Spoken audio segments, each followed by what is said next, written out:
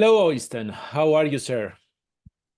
Hey ho, I'm perfectly fine. Nice wintry day in Bergen, Norway. So yeah, all as it should be. As it should be, especially for the release of the new Borknagar album, right? Oh yeah, oh yeah. It's perfectly suited for the release nowadays, you know. Although fall is the noun for falling or is for the season or both. You choose. What? Yeah, but seriously, I mean, when it comes to titles, we always, like to have different layers to the title. Mhm. And when we're producing or making a new album, the very final piece of the puzzle is basically the album title because, I think album title is an important, spearhead of the band of the release. So of the album, of course. So it has different layers. It refers basically to obviously to the cover and stuff. Um, and as we all know, the falling water is one of the most powerful forces in nature. Actually, Mhm. it grinds up the soil and it grinds up the stone, and eventually everything will be, sand on this planet at some point far into to the future. It can be, can refer to the fall of man. Of course, it can refer to the, fall of season. So it kind of holds a bit different layers to it, I would say. But it all kind of sums up and match perfectly to the album, to the context of the lyrics and music, and of course the cover. Well, everything you said, there is a connection between all of them, right? Yeah, yeah. Say that we should live like water, right? Try to go through around the objects or grind sometimes things down and keep flowing. Although I don't think we are doing that, but anyways. And you said this is the last piece of the puzzle, the album's title. So at what point do you decide or do you reach out to the artist for the album cover artwork? And this time you have Elinar. Yeah, and so happy to have him on board. Actually, it's quite cool story because we had we didn't have really plans about working with Eliran on this album. We had some, I had some ideas about some pictures and stuff for the cover, and some rough ideas. We had some rough album titles, just working titles when we kind of recorded and was in the process of making this album. But by coincidence, or yeah, maybe not coincidence only, but some of the staff at Century Media Records, or record company, had they was present at some music event in Berlin. It was roughly a month before we had a deadline for the album. And they talked a little bit with Eliran, and he said that he was really into the band, had been a fan for many years and stuff, and really wanted, at some point to do a cover for us. And the guys from Social Media told us that, and I was like, okay, shit, we only have 1 month. It's usually Eliran, you spends like 2, maybe 3 months making a cover, a proper, Right. the whole project. But I called him and we had a good, nice chat and about music, of course, but mostly, just about everything in life, being, fathers and daddies and life in general. And yeah, we decided to try it out. We gave him basically the artistic freedom, and the only thing my guidelines from my end was that I wanted to the cover to portray and what can I project the fierce forces of nature, in a sense, the untamed, the wild, the uncompromising, brutal forces of nature. And on the other hand, I just wanted, something. I wanted something on the cover that, reminds about humanity or humans. I didn't want to have a human being on the cover, a face or a body or anything like that, but I wanted to have something that, reminds about long gone human presence, in a sense. That's all basically. And yeah, we he had 1 month and he jumped into the project. Of course, I sent him the demos we had at that time. I sent him the lyrics we had, and of course some working album titles and basic ideas. And we didn't talk for a month, I guess. And, you know, a couple of days before deadline, we got the cover, and that kind of blew me off my chair. Quite frankly, I thought, you know, it was just awesome. He nailed everything so perfectly well when it comes to the lyrical concept of it and of the album and the musical, you know, notion we want to, you know, project on this album. And when, you know, the second I got it, I was like, okay, this album is gonna be named Fall. That's it. Let's do it. So it's kind of interesting in the sense that we had a kind of dynamic cooperation with Eliran, and kind of we landed the title based on the cover artwork, actually. And it was kind of interesting for us to work that way, to, you know, to have a really genius artist on board on the visual aspect of things, and just, you know, kind of help us boil down the basic, you know, yeah, basic concept of the album somehow. And yeah, so it turned out awesome, I would say. Perfect Oh, yeah. match. And as you were kept talking about this, I was looking at the artwork right now, and one thing that really caught my eye was the choice of color at the top, this fiery orange. And I think I was trying to, you know, translate. He has cold colors, and then he has just a streak of warm, and I was trying to see what they are doing right now. And then I'm looking at something like the mountain peaks, but some of those look like human faces. So now you helped me a lot, man. Thank you. Yeah, you know, it was, you know, what I love with the cover, you know, from my personal perspective, is like, you know, the whole scope on the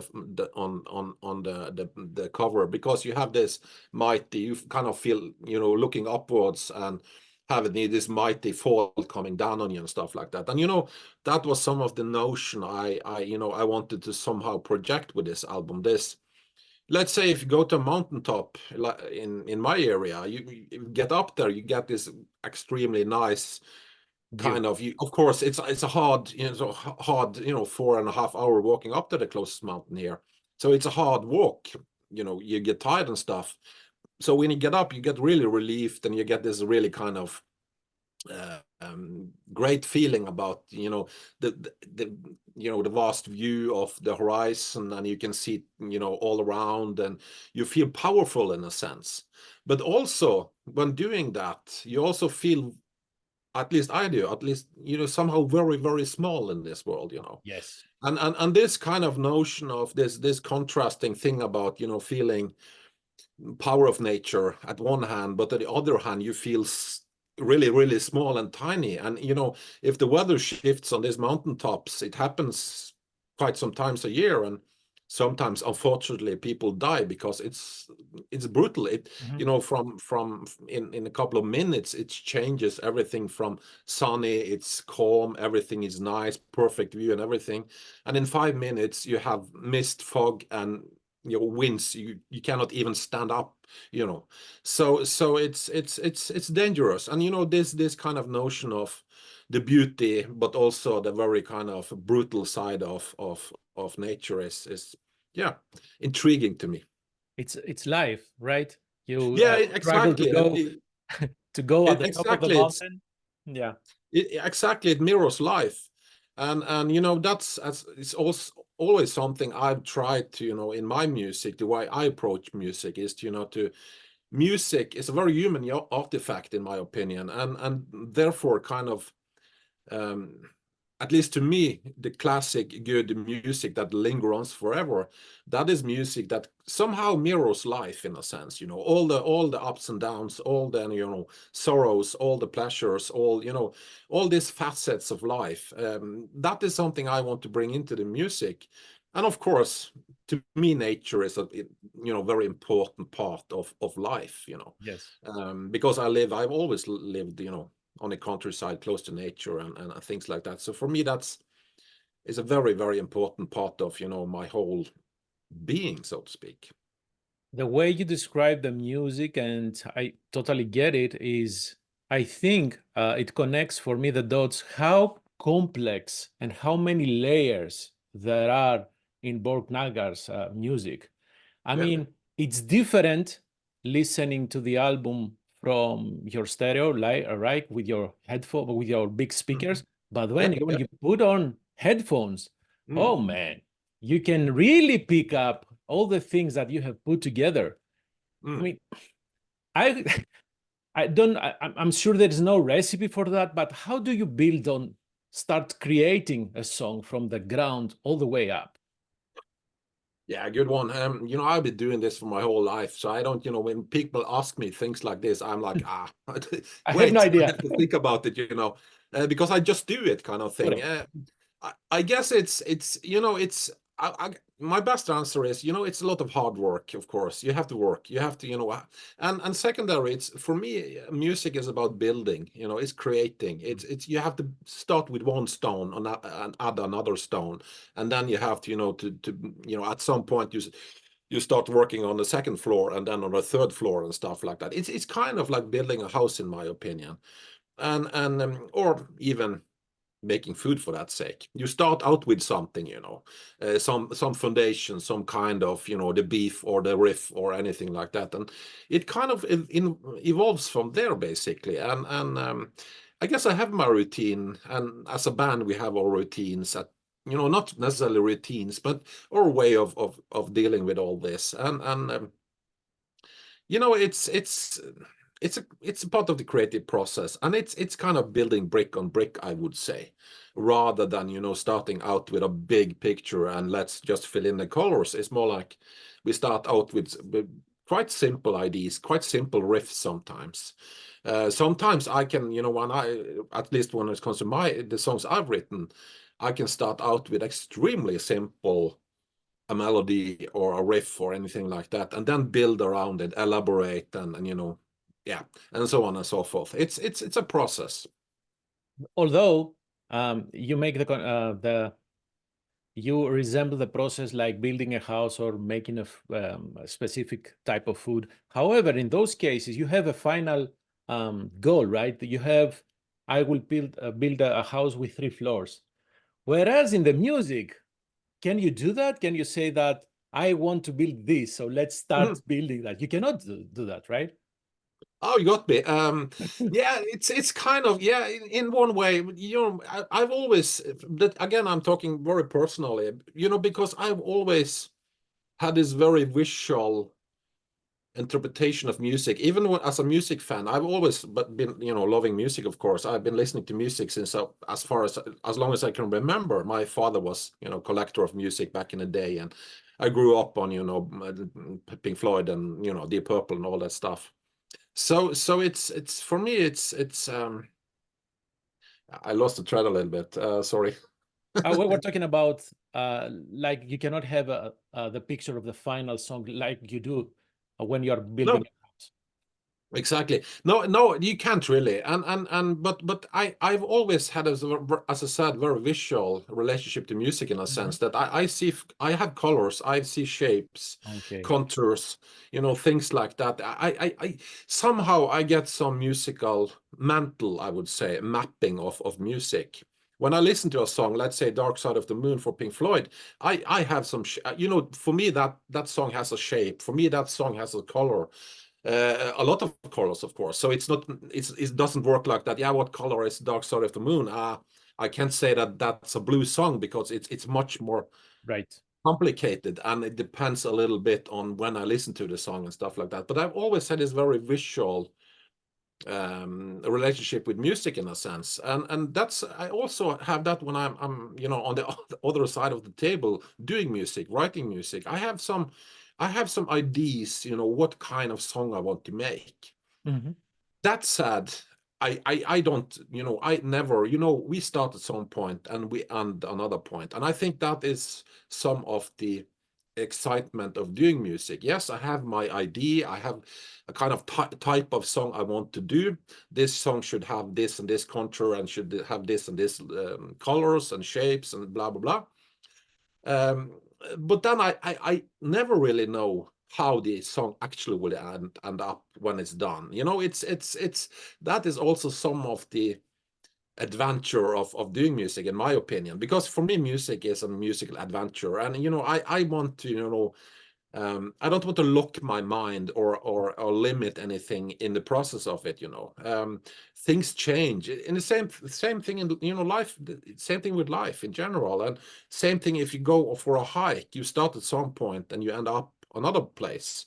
And you know, you roughly know where you want to go. You can check out on the map and everything. And yeah, I want to go from A to B. But you really don't know what's happening on this hiking trip, if you get my point. And I, you know, I want to keep the door open for those things. So for me, in my world, you know, the album isn't done before, you know, actually have delivered the master to the label, because it's a continuous, you know, kind of process. And like life in general, like you know, that's life, you know. Of course, and you have different songwriters in Borknagar. You have different studios. So, to my simple mind, it's how do you piece all these things together? Because everyone is working on their songs, everybody is working on their studio, and then bringing that all together. So I would love to be the fly on the wall when you had took the entire album to Jens Borgen's studio to see how did you piece this thing together?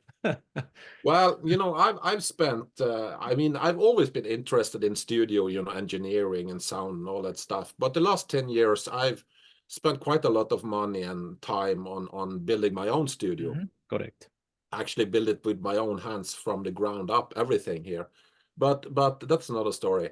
But, you know, I spend a lot of time producing stuff in my studio. I use my studio. I probably thousands and thousands of hours on the new album. I'm, you know, trying out things, getting stuff from the other guys, getting some, you know, recordings from the other guys, importing in my project, trying out stuff, and you know, it's a process. And I kind of on this album, I'm kind of the producer. I'm named as a producer, and that's also something I've been kind of been a part of my plan for quite many years now, because back in the early days when we did the early albums, you know, some of my frustration in this whole thing, this whole music business, was the fact that I had a musical vision. I had a clear kind of vision of what I wanted to do with my music, but we always depended on the studio guy, the budget we had, the equipment we had, and you know, all those stuff back in the old analog days. Of course, when the digital age came and we got computers and a sound card and all that, you know, things was a little bit easier. Yes. You know, everybody basically can record an album on, you know, whenever and wherever they want these days. So I've tried to, you know, I built my studio with the intention that I wanted to marry somehow me as a musician, a guitarist, and producer. Because I've always found it a little bit weird that musicians is like, I mean, if you have a painter painting a painting, you do everything from A to B in a sense. You kind of do it, you paint it, you maybe not frame it, but the picture on the wall is actually done by you, by your hands. Right. But as a musician back in the day, I felt that, okay, I've written the music, but I've not, you know, painted this painting in a sense. So I've always, you know, been striving to get as close as possible to, you know, to the listener basically as possible. So I've tried to more and more take a grip of the producing side of the album. So when we sent the material to Jens Bogren, we already had pretty decent demo mixes of the songs, how we wanted things to be, how we wanted things to, you know, all the elements and, you know, sketches basically, for him to kind of follow in a sense.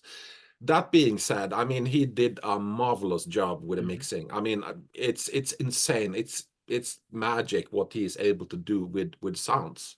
So, you know, all credits to him for the fantastic job he have done, both him doing the mixing and then Tony doing the mastering. But yeah, again, we spend a lot of time as a band producing material ourselves in a sense, you know. So when we send the material from us, it sounds already pretty okay. So two things, just comments.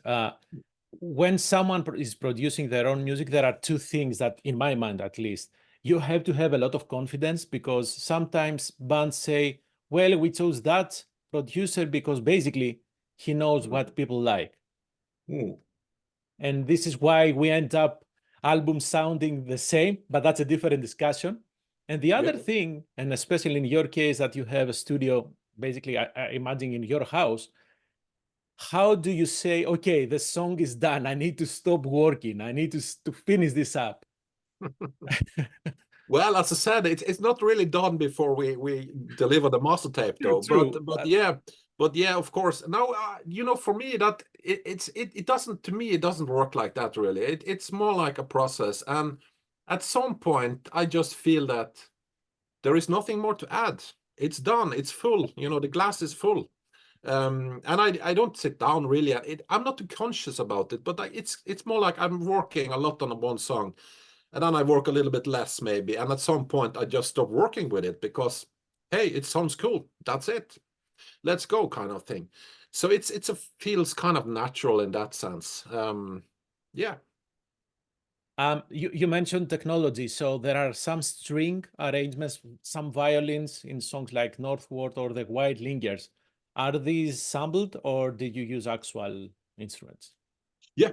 We have a very good friend of ours. John Ryan. It's from Ireland. He is a brilliant musician. So he played, you know, violins, cello, and you know, big bass. This acoustic old type of bass on 3 of the songs: Stars Ablaze, Northern Anthem, and The Wild Lingers. He did a fantastic job. Again, because he also did, you know, the same kind of approach and things on True North, actually. But he's a fantastic guy. He's very efficient, and I sent him some demos, and you know, 2 days after he had recorded, you know, a bunch of nice violins and stuff like that. You know, for us, as I told him, and I told, you know, kind of being the producer of the album, I don't want, you know, really, you know, violins to be the having any lead role, but I've always been very fascinated by the wooden sound, you know, by sound of this acoustic old wooden sound, warm. It kind of reminds me when I was a small kid. I didn't go to kindergarten, and you know, I was, you know, we spent our, you know, days in the forest with our knives and hacking and, you know, making different bows and all that kind of things kids do in the forest. And I kind of, you know, violins and acoustic guitar, all these acoustic instruments, it kind of reminds me also musically, because my father was, you know, listened to a lot of acoustic music as well, but also it reminds me about a little bit about being in the forest, because you have this bump sound, kind of sound, this wooden sound, which is, I think, is very natural to humans' ears in a sense.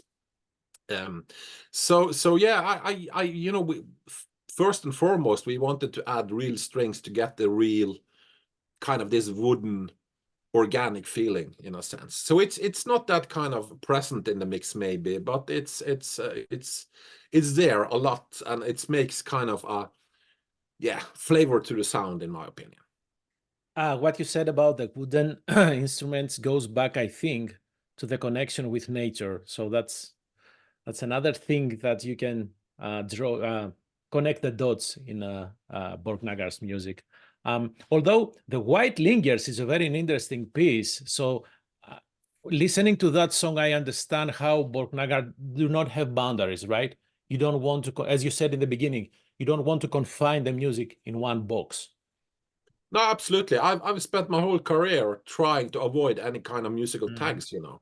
It might sound a little bit stupid, but when people ask me, journalists ask me, yeah, what kind of music, if you were to describe your music to somebody that haven't heard it before, it's like, yeah, you know, sorry guy, but you know, I've tried my whole career to escape all this stuff, you know, because, you know, I have kind of this philosophy that the real good, the classic music should kind of be something beyond, you know, daily life, politics, religion, and all that stuff. It should be something that is above every, you know. To me, I'm not a religious person. I'm always been a hardcore atheist, but if I have any sort of religious notion, that is my music in a sense. You know, my music is that thing in life that makes life fulfilled in a sense, like makes it broader, bigger, more interesting, and of course it has a lot of with emotions to do and all that stuff. I think, you know,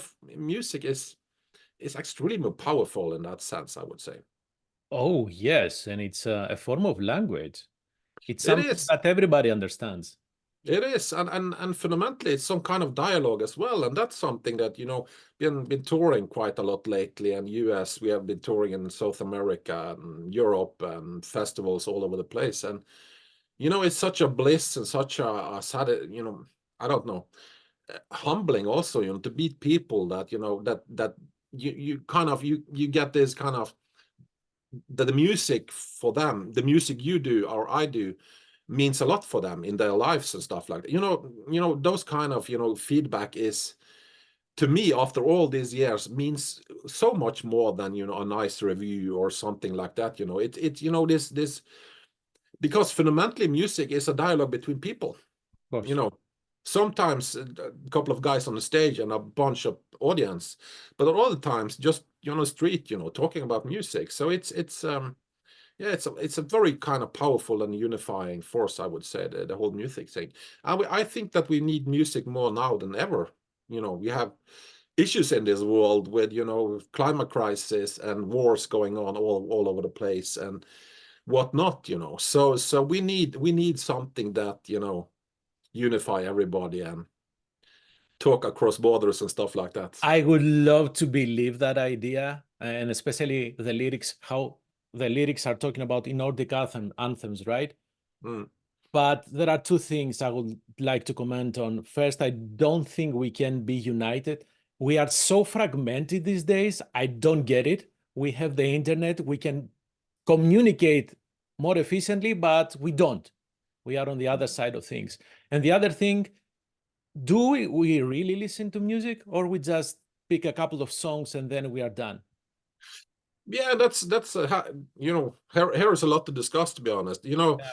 for me, music, you know, music has different roles in people's lives, I guess. You know, for me, to me, music is more like an experience, a journey, or something like that. And for other people, I notice kind of, it seems like music is more like a kind of entertainment, like a movie, or, you know, just, you know, just having a good time at the pub, or, you know, being drunk and listening to old, you know, whatever That's songs. okay. And that's okay. Yeah, and that's fair enough. Yeah, sure. I mean, that's an important part of the music. But for me, it's also something more, you know. For me, it's also about, you know, it's a way to escape this world. It's a way of dreaming, you know. It's a way of, you know, introspection in a sense, you know. It's a way of relieving pain. It's a way of, you know, chilling out basically, or, you know, venting out is more correctly said, I guess. So I, to me, and I'm more on that scale with my music, if you get my point. I'm a less an entertainer. I'm more an adventurer in music, if you get my point. I Oh, would say, you know, I at least that's definitely my get that. intention. And honestly, it shows in the music because, as I said, the additional layers, the depth, it means that it's something more than just listen to a song, headbang, and that's okay. Have a couple of beers, but you can do more. Yeah. So, okay, let's go back to Earth. So, playing live, you have announced a couple of festival, and the festival season is approaching slowly in Europe. What are the rest of the plans? Yeah, we have a bunch of festivals going. I don't have all the names in my head on the top of my head, but yeah, we're gonna do a bunch of festivals. We have a couple of more videos coming in regards to the release and everything, and then we are discussing right now or planning a European tour with a quite yeah, famous band. I can't reveal anything more because it's not official yet and stuff like that, but we are trying to, yeah, it's in late summertime we'll do a European tour, and after that I don't know, we haven't, you know, end of 24, 25, let's see what's going on, but we hope to get back to the US, for example, for another tour at some point. We hope to go back to the South America, Latin America at some point as well. So let's see, you know, we try to, yeah, right now it's quite busy just getting the album out. I totally understand, and but yeah, it will be a busy year. It will be a busy year. And let's not talk about the economics of the economic side of things. So you mentioned a couple of more music videos or lyric videos or visualizers. Yeah, there will be actually 2 more proper videos coming. Yeah, it's not, yeah, during next month basically. And yeah, we have some other plans. Let's see, there might be some lyric video, there might be some, you know, visualizer or something like that as well. But right now the plan is 2 more music videos. Are you involved at all in the process, in the visuals, or even, let's say, the concept of the video? Yeah, to some extent. You know, I can't do everything myself anymore, but you know, at least I was present in the video we released yesterday. So at least I was in the studio, but of course I didn't have all, you know, all the details. I can, you know, Lars had more kind of a firm hand on that side of things when it comes to video production, because Lars is into that business in general. He'd been working in his whole life with TV productions and yeah, all sorts of stuff. So he knows that kind of world much better than me, though. But we are quite, you know, unified in or on the same page when it comes to expression and, you know, IDs and stuff. So no problems. Last question. Is Cronian still active, an active project? It's alive somehow, but we have some plans, definitely. There will be a new album at some point, I'm pretty sure. Okay. But you know, that is kind of the basic idea with the whole project, that we wanted to do it whenever we want to do it. It's a kind of anti-commercial entity in a sense. We don't want to follow anything. You know, we just do an album when we want to do an album, and that's it, you know. So let's see. We have plans about we have some, you know, we have been discussing doing a new album, and I'm pretty sure we'll do at some point, but I don't know. Maybe in 5 years, or maybe in 2 years, or maybe in 10 years. Fair enough. Let me note that down, and in 10 years, we will discuss this again. Øystein, thank you very much for your time. I wish the best for the upcoming tours. Love the album. Thank you so much. And see you in Chicago, hopefully this year, maybe. Maybe, but yeah, let's see about that. Absolutely. All right, thanks so much for all the support and everything, and Absolutely. take care. You do. Bye-bye. Bye-bye.